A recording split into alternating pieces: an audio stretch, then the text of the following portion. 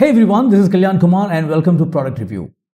This video is a little different as it is not an unboxing or a review of any product but an in-depth explanation of a concept. We will talk about aperture, shutter speed and ISO. This guide to photographic exposure aims to help you take full control of your camera, especially if you are a beginner. According to the ace landscape photographer Barry O'Carroll, who is a Dublin, Ireland-based photographer, move away from the concept of taking a photograph towards the idea of making a photograph. This video will help you take the camera off its auto mode and take full control of the settings yourselves in order to create the photograph you actually want.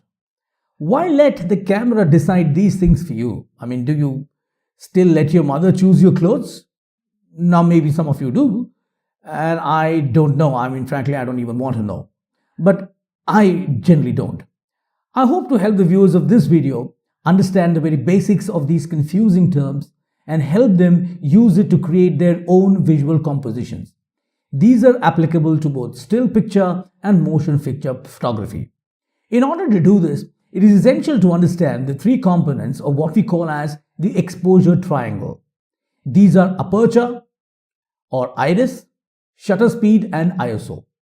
By the end of this video, I promise you that you will understand these three components and how they affect the final photograph, and all I want from you is a complete focus on this video without any distractions, and if possible, watch it in one go.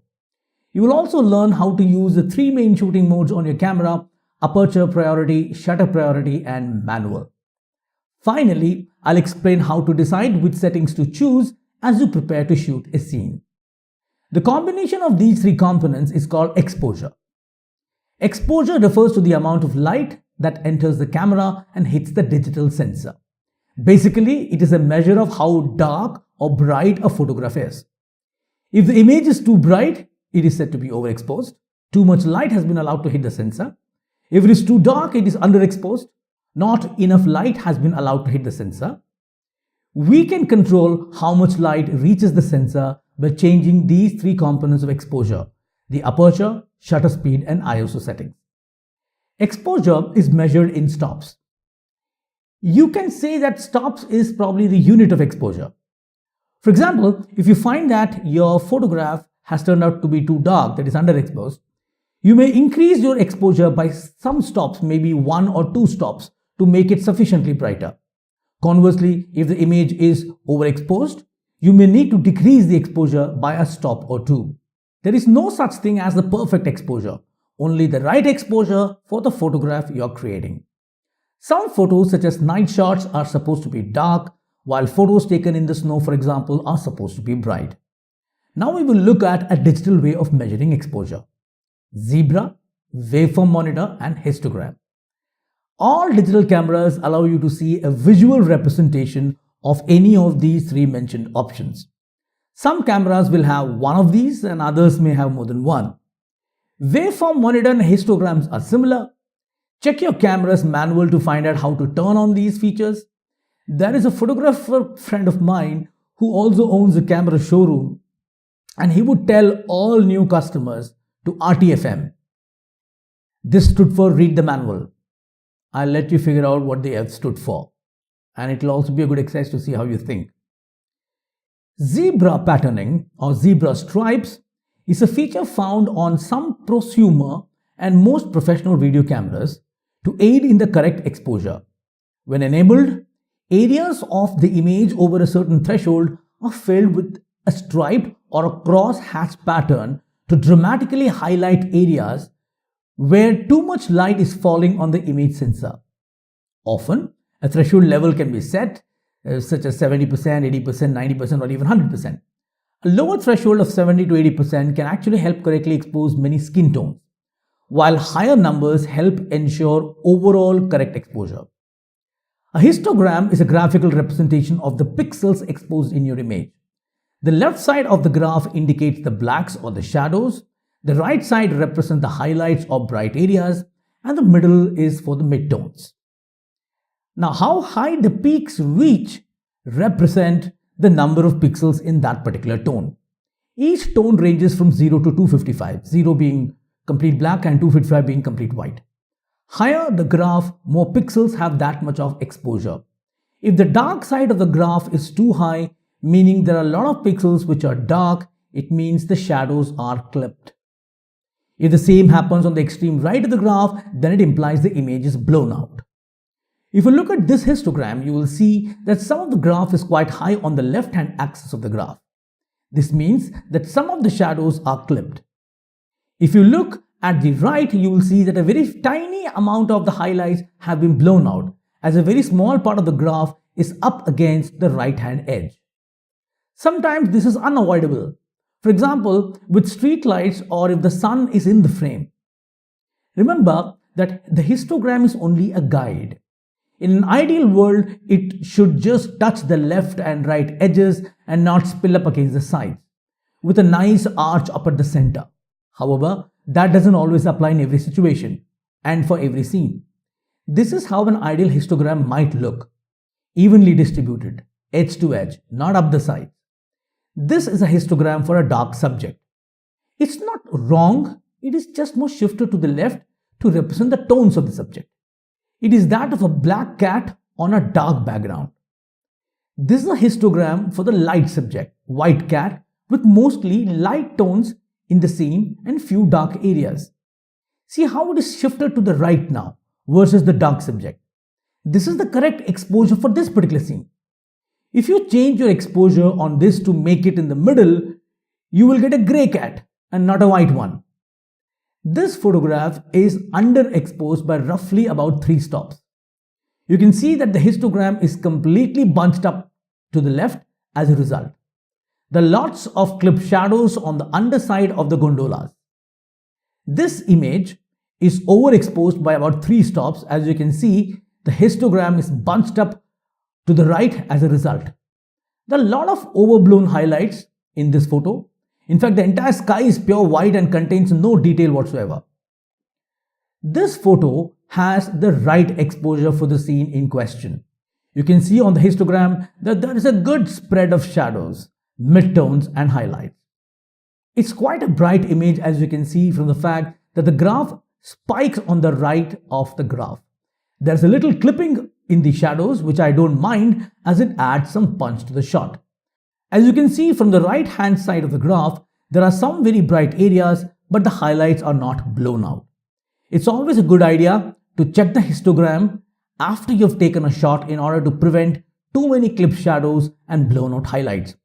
This is why you will see a professional photographer taking multiple pictures of the same scene after some adjustments.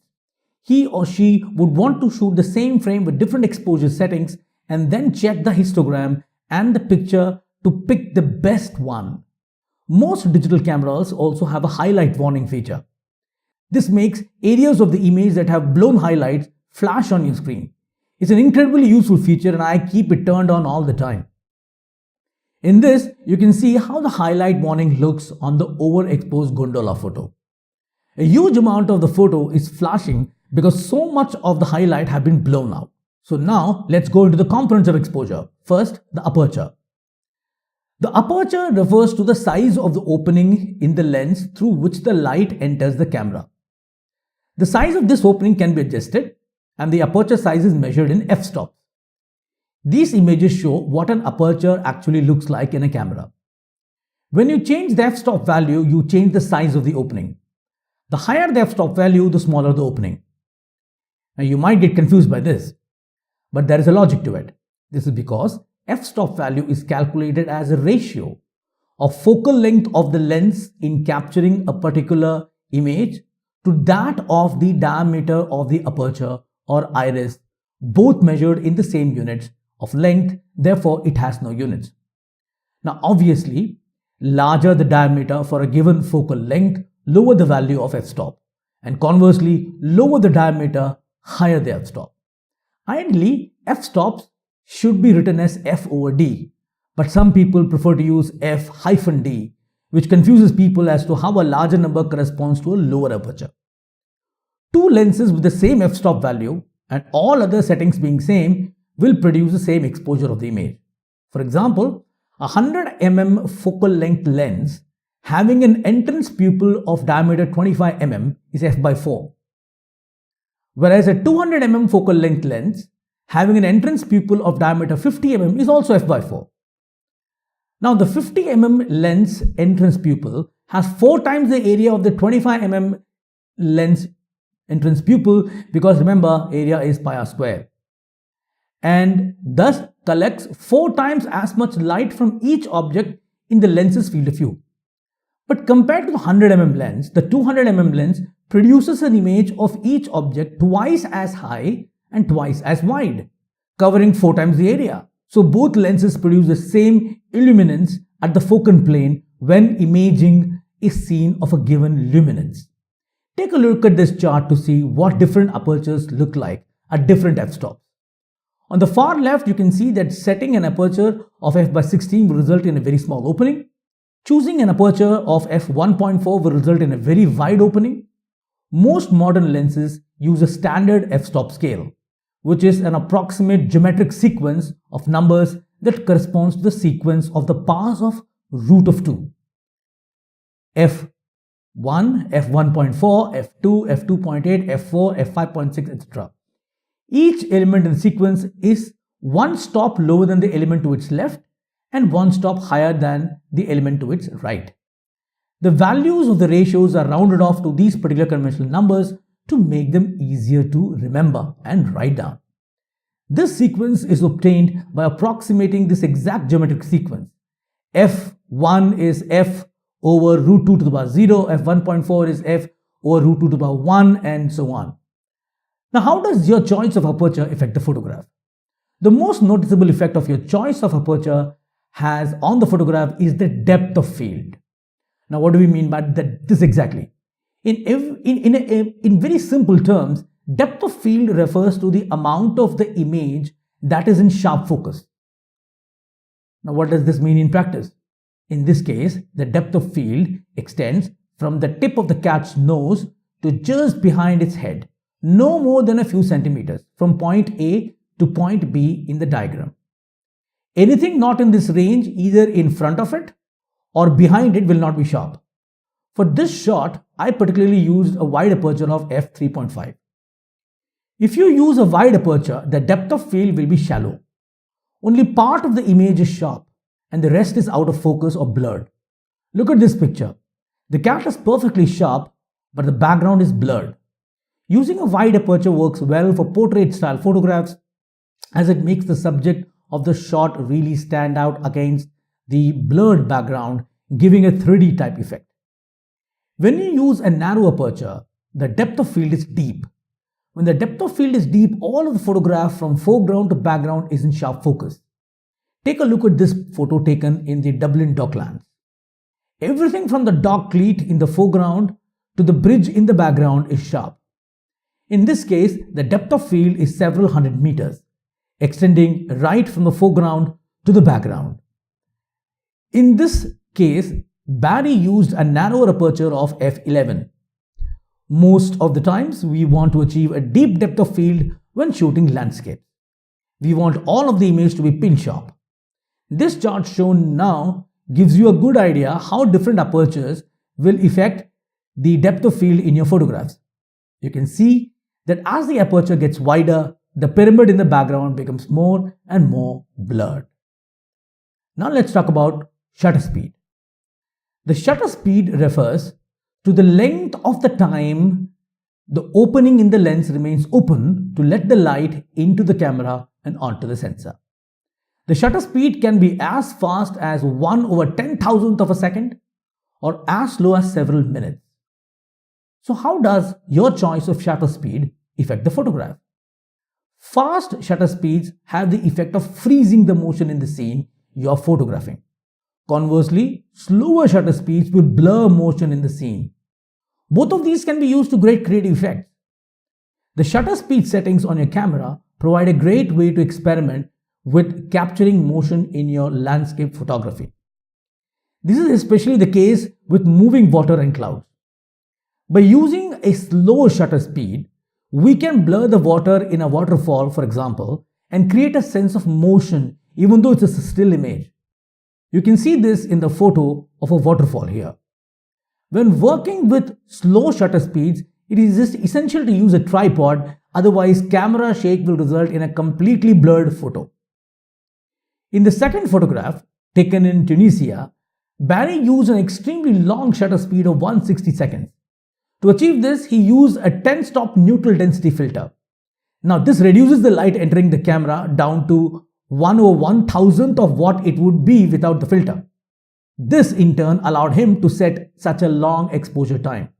As you can see, the clouds moved across the sky during the almost 3 minutes it took the photograph, resulting in the blurred effect.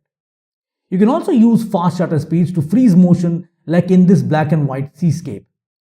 For this photograph, the photographer wanted to freeze the motion of the waves crashing against the shore. A fast shutter speed of 1/320th of a second ensured that the wave seems to freeze in time. Landscapes that include moving water afford great opportunities to experiment with different exposure times. This chart shows how different shutter speeds would affect the sense of motion if you were photographing a person running. Faster shutter speeds will freeze the motion. This technique is often used in sports photography.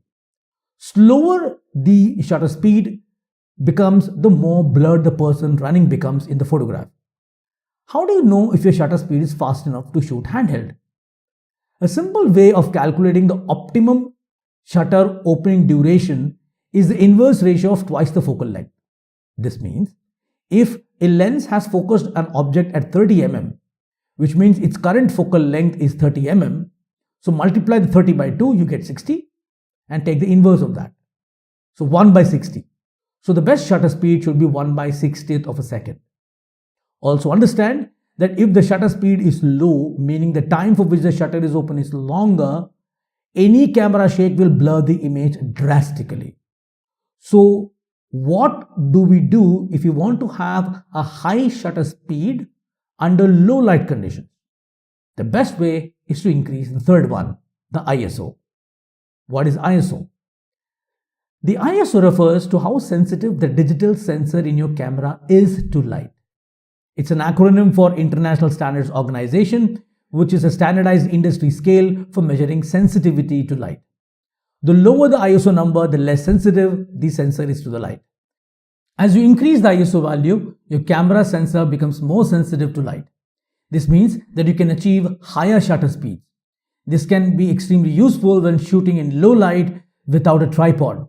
You may find that shooting at 100 ISO results in shutter speeds that are too slow to handhold without camera shake.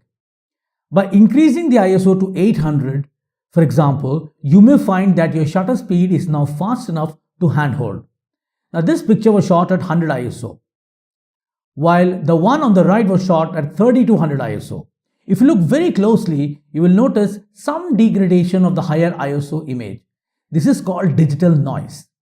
Now this chart illustrates the effect of increasing ISO.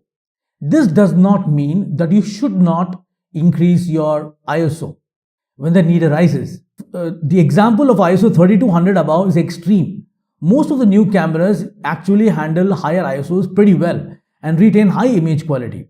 I know that in low light conditions, I would prefer to increase my ISO a little rather than decreasing the shutter speed and then get a camera shake and get everything blurred, even if it means a little grainness or a digital noise.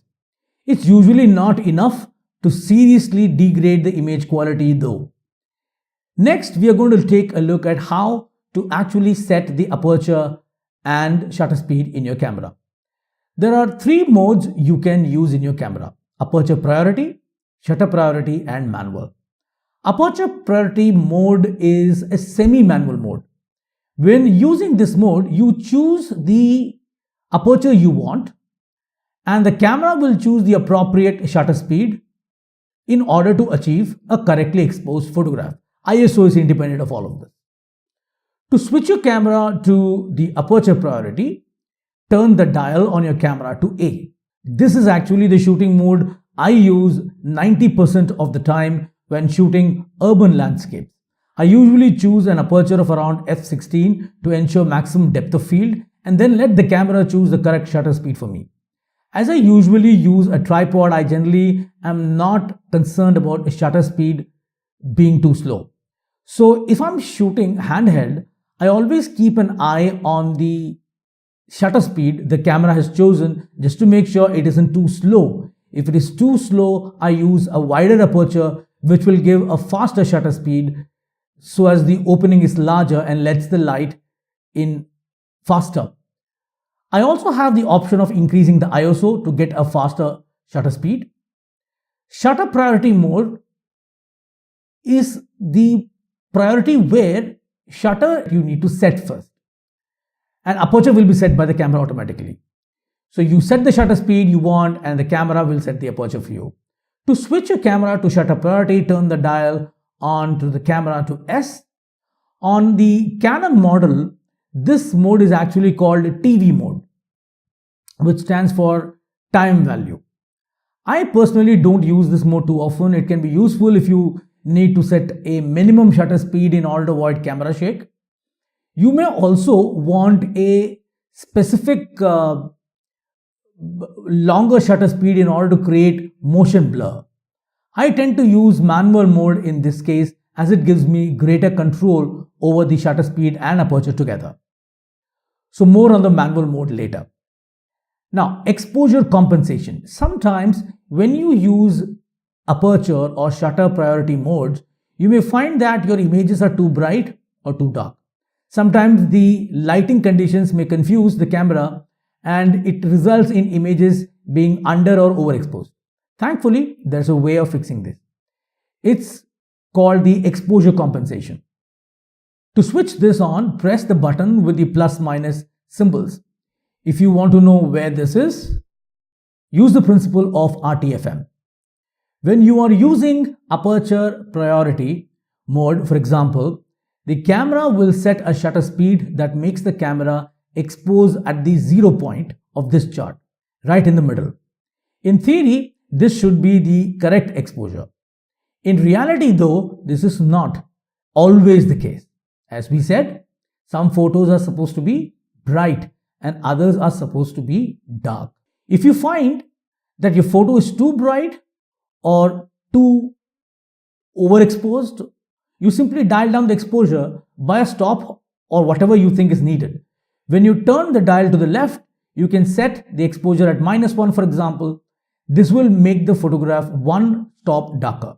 When you turn the dial to the right, you can make the photo brighter, and you may need to experiment a little bit to get the exposure right for the photograph you want.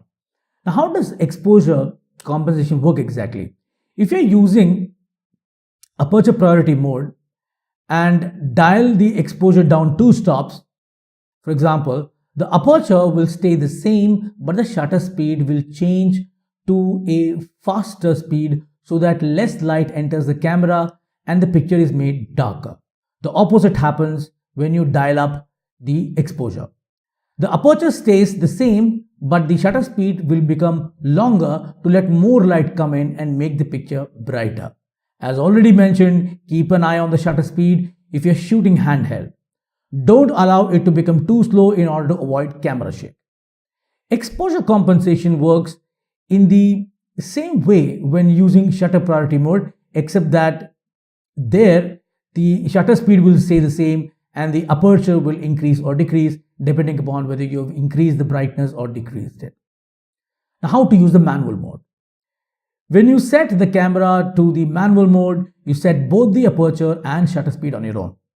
Now, how do you know what combination to use to ensure the right exposure? It's actually quite easy. When you switch to manual mode by dialing N, you again see an exposure chart that is exactly the same as the exposure compensation chart. So here is an example of how I might use a manual mode when shooting a landscape.